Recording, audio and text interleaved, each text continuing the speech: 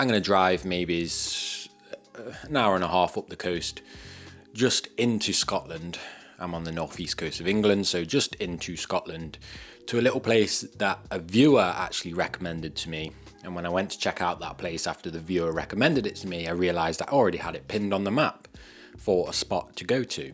Have no idea what to expect, haven't done any research, haven't looked at any potential photos, but let's just go there and see if we can get any photos today. I do have a wide array of random bits and bobs to talk about in this video, which I also haven't done any planning for, so hopefully I can wrap my head around those points while we're out and talk about them. But mainly, let's just go and have a good time and see if we can get any photos.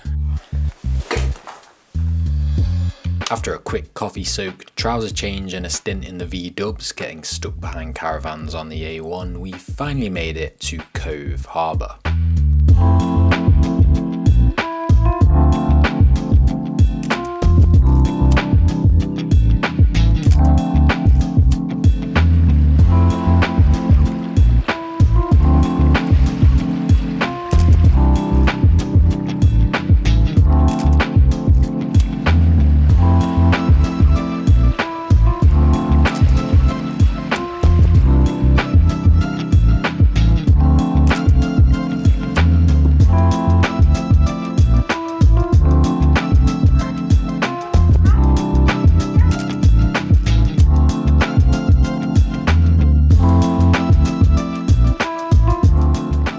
Well, this is an absolutely stunning delight of a location. I'll definitely be coming back here. I haven't took that many photos so far. It's more of a just have a nice time and see what the place is about kind of day.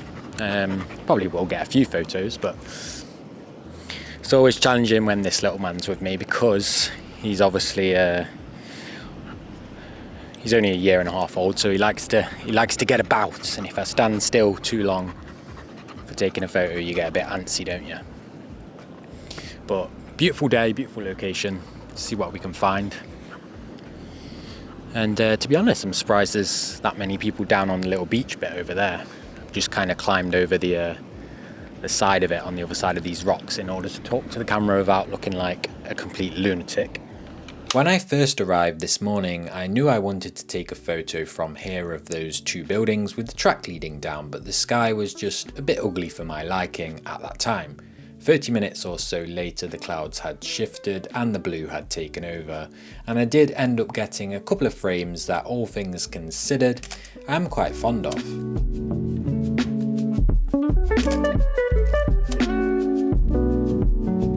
Then I went in for a few closer details of the lobster pots, making sure I still got a bit of that lovely blue ocean in the background for a nice kick of blue, and also using the side of the building just to add a bit more texture and context to where those lobster pots are sitting.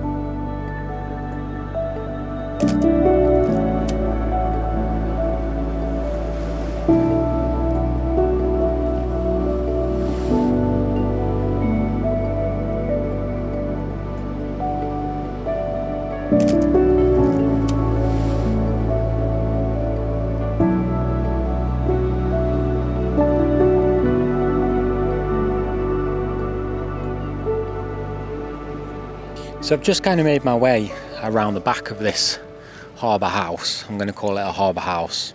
Don't know what it is.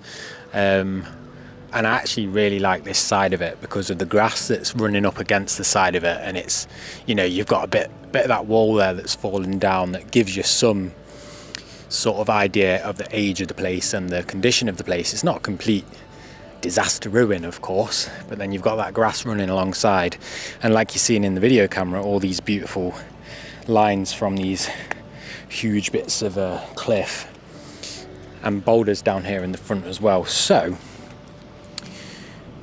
I think I'm actually going to take quite a wide shot here, which I haven't done for a long time, and also for the first time in God knows how long, I may actually bracket, because from here the house is in like very deep shadow, especially if I'm exposing to make sure I've got the sky in foreground nicely exposed, and I don't really want that to be a silhouette. In some cases I think that's quite cool, but right here right now with the blue sky and everything, definitely not. But I'll sit around for a bit and see if the light changes, because we might get a beam of light that hits the back side of it, you never know. By manually bracketing one shot over by a stop, one under by a stop and one in the middle, I did end up getting a couple of frames where the buildings appear to be somewhat illuminated. I do really like the amount of texture and ruggedness in these images, and although the conditions and light could of course been a million times better, it's always good to have a little problem solve on location to remind yourself of techniques and practices you might not use all that often. So speaking of exposure there in those last couple of frames, on the topic of exposure, something that's come up a lot recently, either with friends or people have asked me personally, or I've noticed it in comments and stuff online, is the topic of deliberately underexposing your shadows or deliberately blowing out, quote unquote, blowing out your highlights or just certain portions of a frame. And I'll just swap to a Lightroom on the screen here to show you a ridiculously over-exaggerated example of ruining the exposure across the entire shot.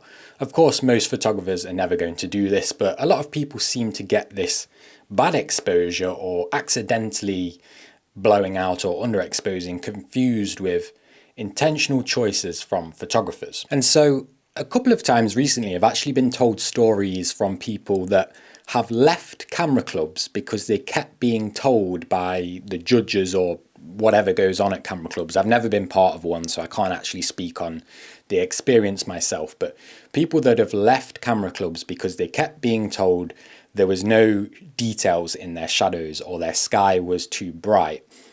And while they're generally just trying to teach them technical competence and how to get a nice balanced exposure across the frame, I get that, so no shade to the people that are teaching that or judging based on that.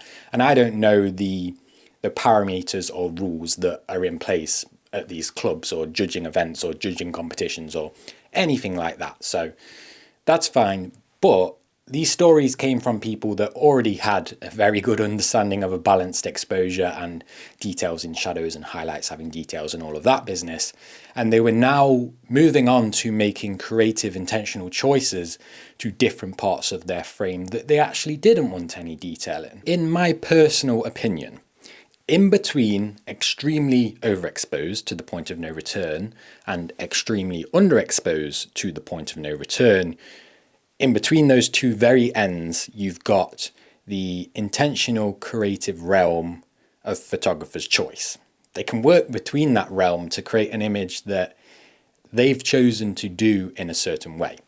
And right up close, near to those two ends, you've got high key photography and low key photography. While it's the photographer's creative choice to use them and whether they like them in a particular photograph or a scene that they're looking at and they've chosen to shoot it that way, it's also of course the viewer's choice of whether they think it works in that particular image, whether they even like that technique at all, whether they don't like anything other than something that's completely balanced from top to bottom. Basically, I say all of this, long story short, to say next time you look at an image and before you scream terrible exposure or what are you doing with your metering or there's no detail in the sky, before you think all of those things, maybe first think, why did the photographer do that?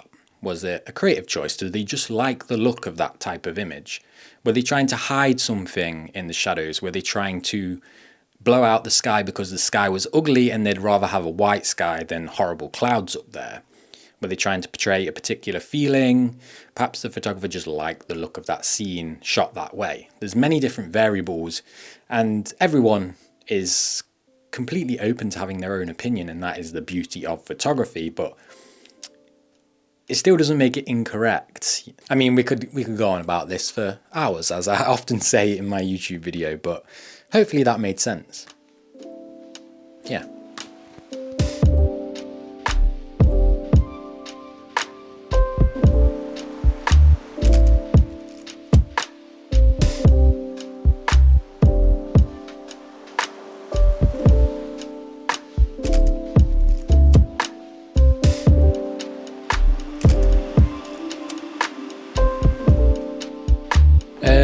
you see that? All the way down there. I have no idea if I'm pointing at it or not, probably not. But that's where we're going. And it looks like from here there's a pretty easy, safe route down there.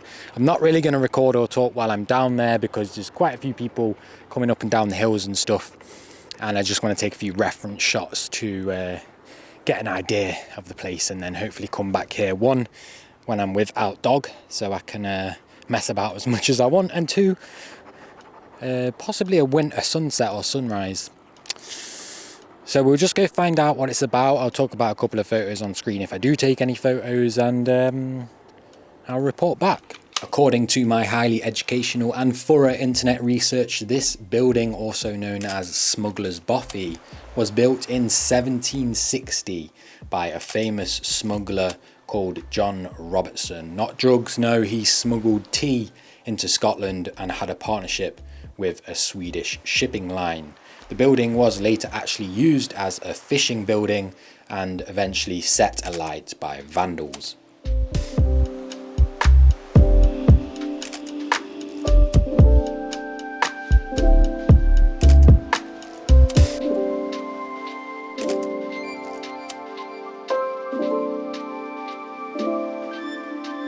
Right, a little gear update, because we've spoken about such random things in this video. Why not sprinkle a little bit of gear on top as well? By the way, I'm actually filming with the natural window light in here today, so if the lighting is chopping and changing throughout this video, I do apologise, but it's one of them days where I just wanted the curtains open, you know.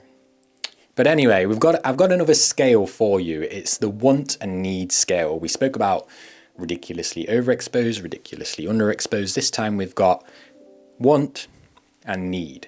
And this, not very advanced scale, let's be honest, but I think it's a very powerful way of guiding photography purchases, or any purchases in life, if I'm honest.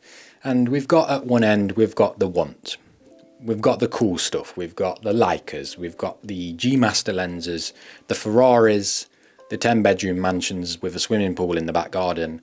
The stuff that if people gave it you for free, you'll be like, yeah man, of course I'm going to have that. Or if you randomly became a billionaire overnight, you'd probably buy because humans. And on the other end, we've got the need. The need is the boring stuff, the memory cards. I'm a digital photographer, I can't take photos without memory cards. They sit so far in the need end that if they all broke right now, I would instantly purchase those memory cards again. And very occasionally in my life, an item makes it all the way down to the bottom, almost into the need. Almost into the need, and when it makes it right down there, that's generally when I will acquire that item of gear. And the parameters, shall we say, down that end are stuff that make my life easier, make my life more convenient, make the photography process easier, aid safety of gear, comfort, anything like that, ease of use. So we now have an item of the kit, and the reason I want to speak about this is because if you've never owned a carbon fibre tripod, you've probably looked at them in the past and thought they're very expensive for a bit of metal with 3 legs or some carbon fibre with 3 legs. This is the Freewell Real Travel Tripod, carbon fibre. But if we put that there, that's tiny, absolutely tiny. Let's put it next to my leg. It's not even up to my knee, and weight-wise, I'd probably say it doesn't weigh much more, if nothing more, than my iPhone, which is bonkers. And this is now going to be the outdoors tripod, okay? It's going to come with me to film all my YouTube videos. If I do any travel, rarely, but if I do, this will be coming. It can be packed in a bag. I can carry this around all day like it's a feather. So that is why I spoke about this scale, because the back pain, the wrist pain, and just the general convenience of owning this means that it was quite far at the need end. If you're interested in this tripod, I will link it in the description. I'm not paid to talk about it, full disclaimer. I do use Freewell's magnetic filters as well. I think they're a fantastic company, and as a carbon fiber option, I think it's pretty nicely priced, to be honest. So I will link it in the description, but of course make your purchases wisely. Anyway, thank you so much for being here. Lots of people have been joining and subscribing to the channel recently, so I can't thank you enough. Please check out old videos if you're new to the channel, and drop a comment. Let me know your thoughts on anything we spoke about in this video. Also, if you like these more like raw, uncut, off the top of the dome talky videos where I just ramble about anything and be a bit more unfiltered, then let me know, because apparently, according to the YouTube gurus, they're on the up. So I'm going to go get something to eat because my belly's rumbling. You might have just heard that. Also, I should probably start ironing my t-shirts. I think I've probably said that in a video before. Thank you so much for watching. I hope you enjoyed. I'll see you in the next video.